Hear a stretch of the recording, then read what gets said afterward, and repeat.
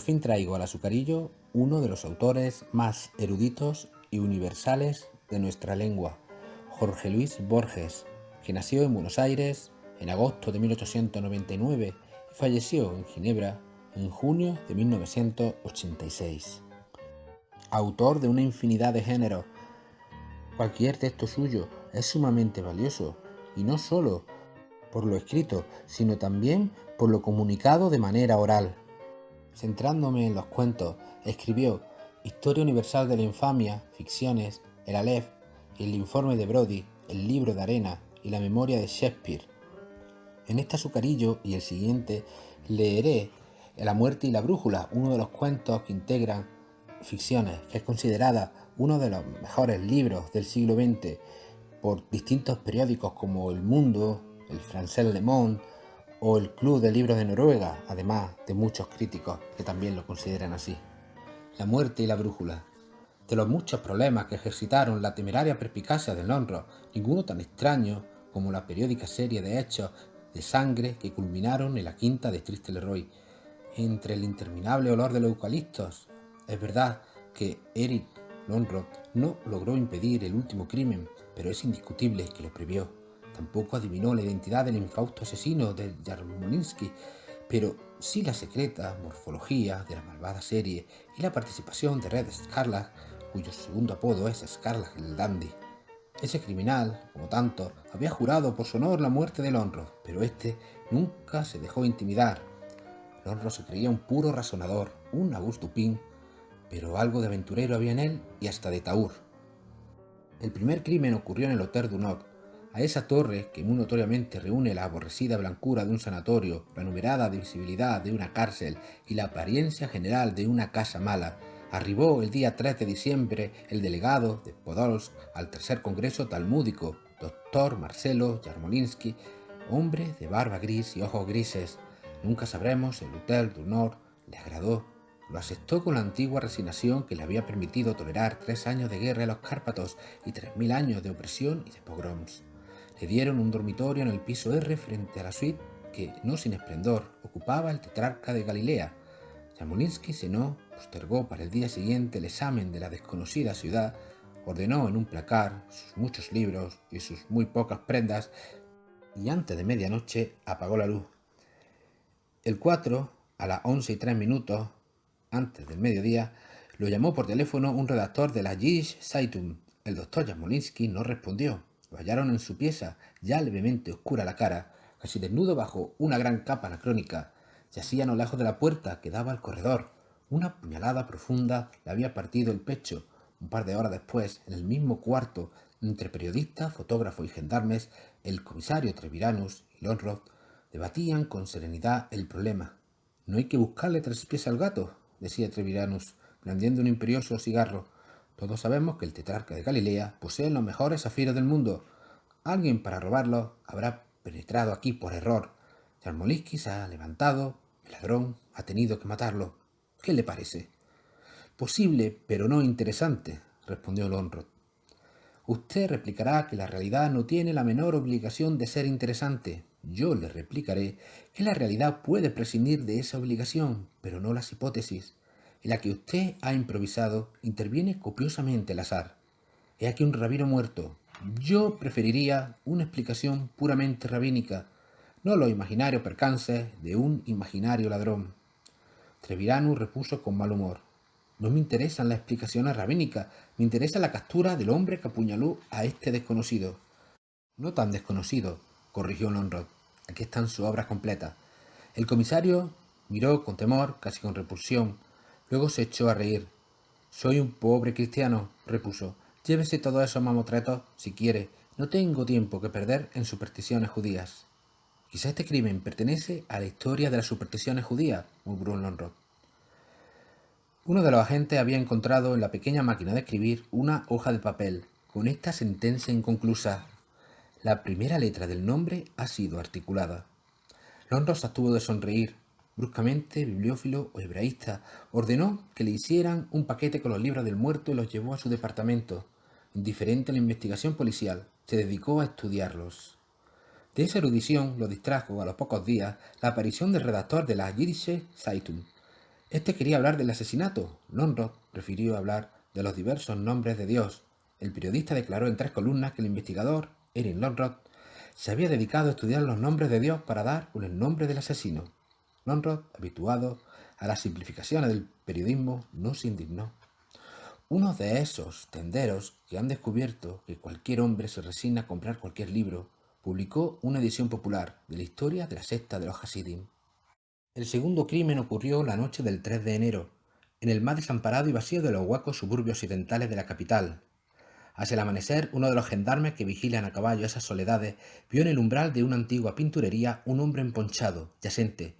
El duro rostro estaba como enmascarado de sangre. Una puñalada profunda le había rajado el pecho. En la pared, sobre los rombos amarillos y rojos, había unas palabras en tiza. El muerto ya había sido identificado. Era Daniel Simón Acevedo, hombre de alguna fama en los antiguos arrabales del norte, que había ascendido de carrero a guapo electoral. Las palabras de tiza eran las siguientes. La segunda letra del nombre ha sido articulada.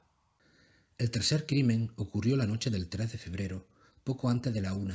El teléfono resonó en la oficina del comisario Treviranus. Con ávido sigilo habló un hombre de voz gutural. Dijo que se llamaba Ginsburg y que estaba dispuesto a comunicar los hechos de los 2 sacrificios de Acevedo y de Yarmolinsky. Treviranus indagó que le habían hablado desde Liverpool House, taberna de la Rue de Toulon. Treviranus fue enseguida allí. El patrón le comunicó lo siguiente. Hace 8 días, Griffius había tomado una pieza en los altos del bar. Era un hombre de rasgos afilados, de nebulosa barba gris, trajeado pobremente de negro. No salía casi nunca, cenaba y almorzaba en su cuarto. Apenas se le conocía la cara en el bar. Esa noche bajó a telefonear al despacho de Finnegan.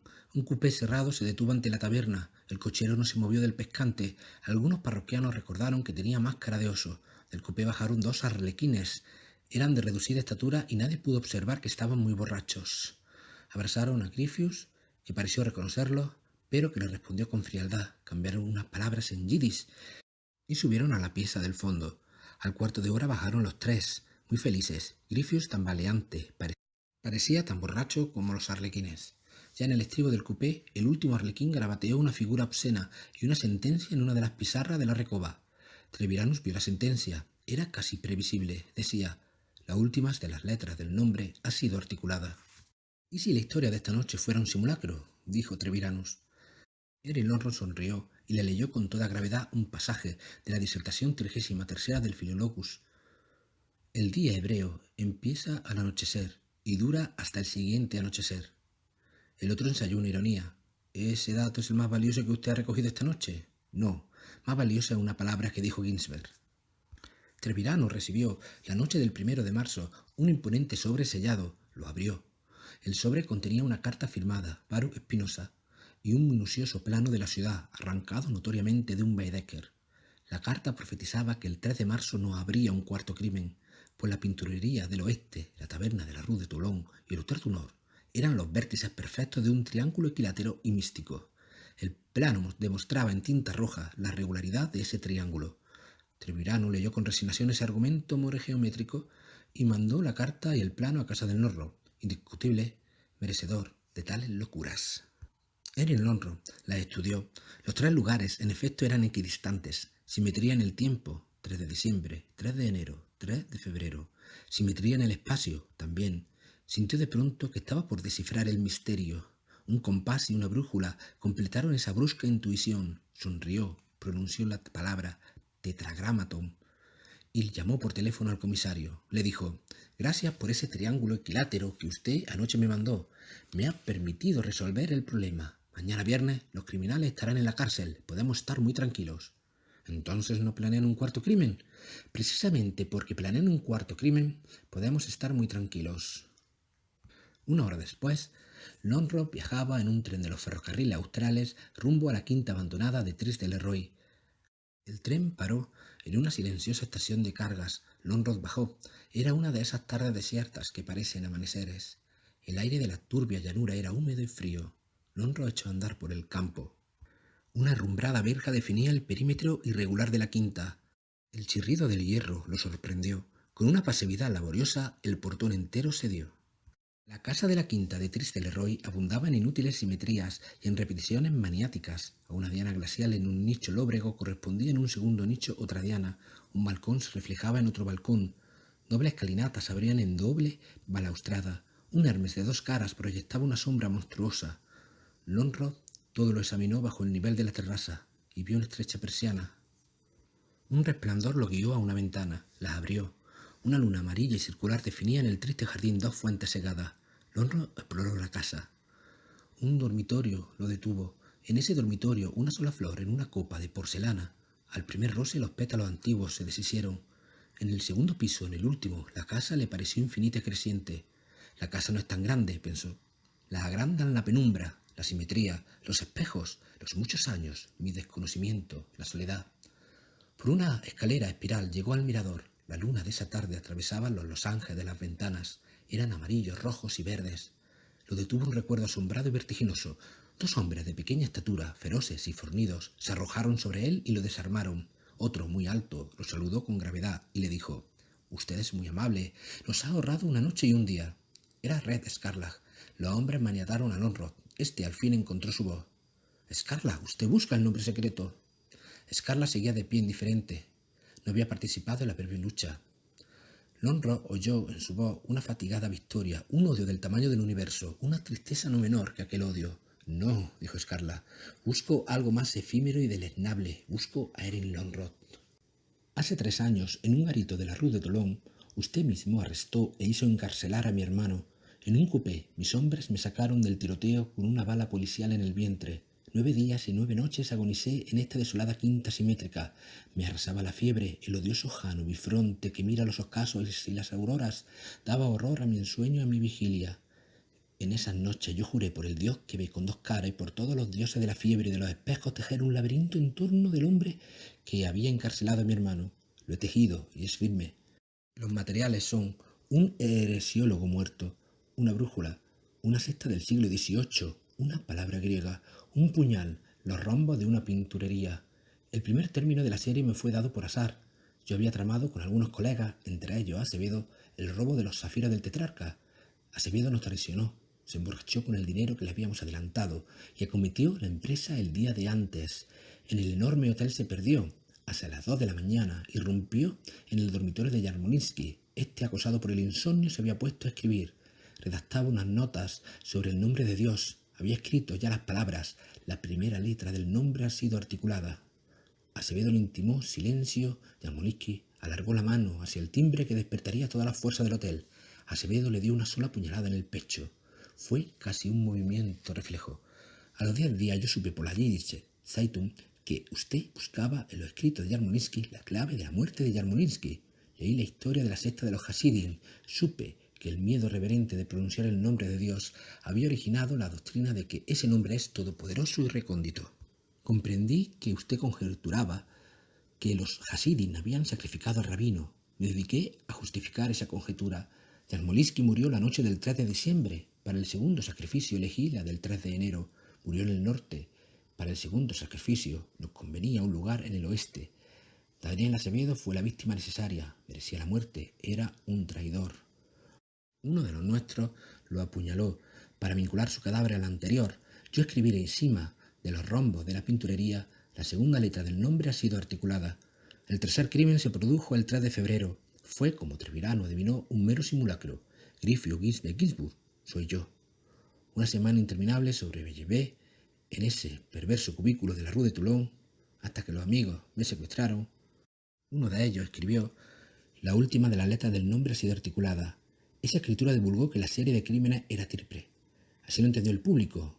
Yo intercalé repetido indicio para que usted, Erin Lonrod, el razonador, comprendiera que es cuádruple.